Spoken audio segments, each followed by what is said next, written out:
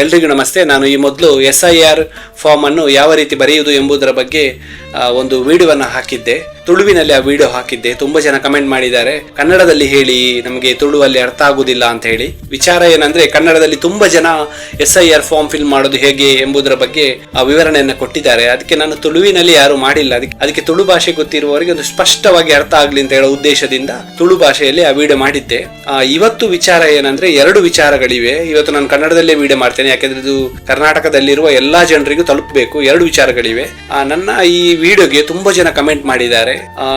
ಅವರಿಗೆ ನಾನು ಅದೇ ರೀತಿ ರಿಪ್ಲೈ ಅನ್ನ ಮಾಡಿದ್ದೇನೆ. ಎಷ್ಟು ಸಾಧ್ಯವೋ ಅಷ್ಟು ಜನಕ್ಕೆ ನಾನು ಅದರ ಬಗ್ಗೆ ಮಾಹಿತಿಯನ್ನ ಕೊಟ್ಟಿದ್ದೇನೆ. ಆದ್ರೆ ಕೆಲವರು ಅದಕ್ಕೆ ಕೆಲವು ಪ್ರಶ್ನೆಗಳನ್ನ ಕೇಳಿದ್ದಾರೆ, ಅದಕ್ಕೆ ನನ್ನಲ್ಲೂ ಉತ್ತರ ಇಲ್ಲ. ಅಂತ ಸಮಯಗಳಲ್ಲಿ ನಾನು ಚುನಾವಣಾಧಿಕಾರಿಗೆ ಹೋಗಿ ಅದರ ಬಗ್ಗೆ ಮಾಹಿತಿ ತಿಳ್ಕೊಂಡು ಅದನ್ನು ತಿಳಿಸುವ ಉದ್ದೇಶದಿಂದ ಈ ಒಂದು ವಿಡಿಯೋವನ್ನು ಮಾಡಿದ್ದೇನೆ. ಒಂದು ಪಾಯಿಂಟ್ ಅದು. ಇನ್ನೊಂದೇನಂದ್ರೆ, ನಾನು ಹೇಳಿರುವ ಹಾಗೆ ಸ್ಕ್ಯಾಮ್, SIR ಹೆಸರಿನಲ್ಲಿ ಸ್ಕ್ಯಾಮ್ ನಡೀಬಹುದು, ಎಚ್ಚರಿಕೆ ಅಂತ ಹೇಳಿ. ಅದರ ಬಗ್ಗೆ ಎರಡು ವಿಚಾರಗಳ ಬಗ್ಗೆ ನಾನು ಈಗ ಇವತ್ತು ಹೇಳಲಿಕ್ಕಿದ್ದೇನೆ. ಪ್ರಥಮವಾಗಿ ನನ್ನ ವಿಡಿಯೋ ನೋಡಿ ಯಾರೆಲ್ಲ ಕಮೆಂಟ್ ಮಾಡಿದ್ದಾರೆ ಅದರಲ್ಲಿ ಅವರು ಹೆಚ್ಚಿನವರು ಕೇಳಿರುವಂತ ಕೆಲವೊಂದು ಪ್ರಶ್ನೆಗಳೇನಂದ್ರೆ, 2002ಕ್ಕಿಂತ ಮೊದಲೇ ನಮ್ಮ ತಂದೆ ತಾಯಿ ತೀರಿ ಹೋಗಿದ್ದಾರೆ. ನಮ್ಗೆ ಮತದಾನದ ಹಕ್ಕು 2002ರ ನಂತರ ಬಂತು. ಆ ಸಮಯದಲ್ಲಿ ನಾವು ಈ ಒಂದು SIR ಫಾರ್ಮ್ ಅನ್ನು ಭರ್ತಿ ಮಾಡುದು ಹೇಗೆ? ಒಂದು. ಇನ್ನೊಂದು ಪ್ರಶ್ನೆ ಏನಂದ್ರೆ, 2002ರಲ್ಲಿ ನಾನು ಮತದಾನ ಮಾಡಿದ್ದೇನೆ, ನನ್ನ ಅಣ್ಣ ನನ್ನ ಅಕ್ಕ ಮತದಾನ ಮಾಡಿದ್ದಾರೆ, ನನ್ನ ತಂದೆ ತಾಯಿ ಮತದಾನ ಮಾಡಿದ್ದಾರೆ. ಈಗ 2002ರ ಮತದಾರರ ಪಟ್ಟಿಯನ್ನು ನೋಡುವಾಗ ನಮ್ಮ ಮನೆಯ ಎಲ್ಲಾ ದಾಖಲೆಗಳು ಡಿಲೀಟ್ ಆಗಿವೆ. ತಂದೆ ತಾಯಿದು ನಮ್ದು ಯಾರ್ದು ಕೂಡ ಅದರಲ್ಲಿ ಹೆಸರಿಲ್ಲ.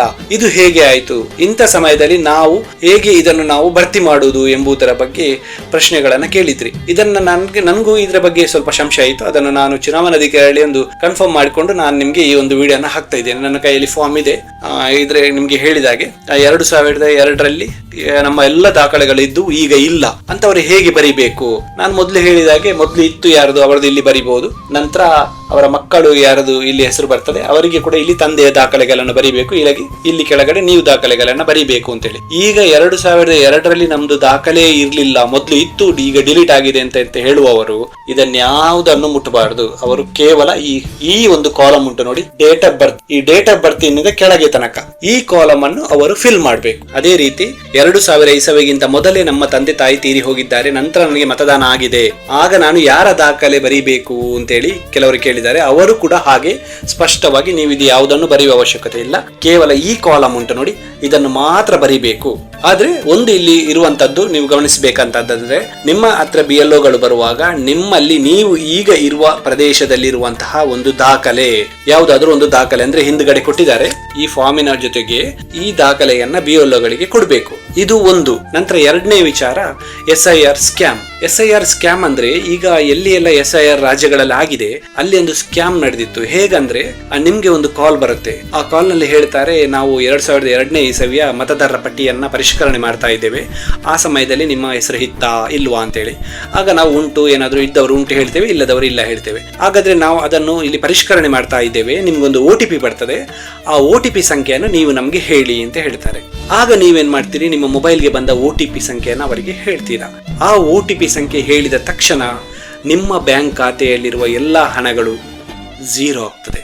ಇದು ಸೈಬರ್ ಕಳ್ಳರ ಒಂದು ಕೆಲಸ. ಯಾಕಂದ್ರೆ ಇಲ್ಲಿ ನೀವು ಗಮನಿಸಬೇಕು ಸ್ಪಷ್ಟವಾಗಿ, SIR ಪ್ರಕ್ರಿಯೆಯಲ್ಲಿ ಎಲ್ಲಿ ಕೂಡ OTP ಕಲಿಸುವಂತಹ ಒಂದು ಪ್ರಕ್ರಿಯೆ ಇಲ್ಲ. ನಿಮ್ಮ ಗಮನಕ್ಕೆ BLOಗಳಾಗ್ಲಿ ಫೋನ್ ಮಾಡಲಿ, ಚುನಾವಣಾಧಿಕಾರಿಗಳಾಗಿ ಫೋನ್ ಮಾಡಲಿ, ಬೇರೆ ಯಾರಾದ್ರೂ ಫೋನ್ ಮಾಡಿ ನಮ್ಗೆ OTP ಕೊಡಿ ಅಂತ ಕೇಳುವಂತಹ ಪ್ರಶ್ನೆಯೇ ಇಲ್ಲ. ಇದರಲ್ಲಿ OTPಯ ವಿಚಾರವೇ ಇಲ್ಲ. ಅದು ಒಂದು ನಿಮ್ಮ ಗಮನದಲ್ಲಿ ಇರ್ಲಿ. ಯುವಕರು ಹೆಚ್ಚಾಗಿ ಸ್ವಲ್ಪ ಜಾಗೃತರಾಗಿರ್ತಾರೆ, ಆದ್ರೆ ಪ್ರತಿಯೊಬ್ಬ ಹಿರಿಯರಲ್ಲೂ ಮೊಬೈಲ್ ಇದೆ. ನಮ್ಮ ಮನೆಯಲ್ಲಿ ಹಿರಿಯರು ಇರ್ತಾರೆ, ಅವರಲ್ಲಿ ಮೊಬೈಲ್ ಇರ್ತದೆ. ಅದೇ ರೀತಿ ಅವರ ಮಕ್ಕಳೆಲ್ಲ ವಿದೇಶಗಳಲ್ಲಿ ಇರ್ತಾರೆ, ಇಲ್ಲದ್ರೆ ಕೆಲಸಕ್ಕೆ ಹೊರಗಡೆ ಹೋಗ್ತಾರೆ. ನಮ್ಮ ಹಿರಿಯರಿಗೆ ಇಂತಹ ಕರೆಗಳು ಬರ್ಬೋದು. ಅದಕ್ಕೆ ನೀವು ಸ್ಪಷ್ಟವಾಗಿ ಅವರಿಗೆ ಹೇಳಬೇಕು. ಯಾಕೆಂದ್ರೆ ತುಂಬಾ ಜನ ಹೆದರಿಕೊಳ್ಳುವ ಸಾಧ್ಯತೆಗಳಿವೆ. ಏನಂತ ಹೇಳಿದ್ರೆ, ನಿಮ್ಮ ವೋಟರ್ ಲಿಸ್ಟ್ ಇಂದ ಹೆಸರು ಡಿಲೀಟ್ ಆಗ್ತದೆ, ನಿಮ್ಗೆ ಆ ತರ ಮಾಡ್ತಾರೆ, ನಿಮ್ಗೆ ಈ ತರ ಮಾಡ್ತಾರೆ, ಮುಂದೆ ಹೆಸರು ಬರ್ಲಿಲ್ಲ ಅಂತ ಆದ್ರೆ ಆಗ ಬೇಗ ಅವರು ಹೆದರಿಕೊಳ್ಳುವ ಸಾಧ್ಯತೆಗಳಿದೆ, ಅವರು OTP ಹೇಳುವ ಸಾಧ್ಯತೆಗಳಿದೆ. ಅದಕ್ಕೆ ನಿಮ್ಮ ತಂದೆ ತಾಯಿಗಳಿಗೆ, ನಿಮ್ಮ ಹಿರಿಯರಿಗೆ ನೀವು ಸ್ಪಷ್ಟವಾಗಿ ಹೇಳಿ, ಈ ಮತದಾನದ ಪಟ್ಟಿಯ SIR ವಿಷಯದಲ್ಲಿ ಯಾರಾದ್ರೂ ಕರೆ ಮಾಡಿದ್ರೆ ನೀವು ಅವರಿಗೆ OTP ಕೊಡ್ಲಿಕ್ಕೆ ಹೋಗಬೇಡಿ. ಇದೊಂದು ಎಲ್ಲರ ಗಮನದಲ್ಲಿ ಇರ್ಲಿ. ಇಂಥ ಪ್ರಕರಣಗಳು ನಡೆದಿಲ್ಲ, ಆದ್ರೆ ಕೆಲವರಿಗೆ ಕರೆ ಬಂದಿದೆ, ಆದ್ರಿಂದ ಇಂಥ ಪ್ರಕರಣಗಳು ಆಗ್ಲೂಬಾರದು, ಅದಕ್ಕೆ ಮುಂಚಿತವಾಗಿ ನಾವು ಎಚ್ಚರಿಕೆಯಿಂದ ಇರಬೇಕು ಹೇಳೋ ಉದ್ದೇಶದಿಂದ ಈ ವಿಡಿಯೋವನ್ನ ಹಾಕಿದ್ದೇನೆ. ಎಲ್ರಿಗೂ ಶೇರ್ ಮಾಡಿ. ನಿಮ್ಮ ಹಿರಿಯರಿಗೆ ಮೊದಲು ನೀವು ಈ ಮಾತನ್ನ ಅವರಿಗೆ ಸ್ಪಷ್ಟವಾಗಿ ಹೇಳಿ.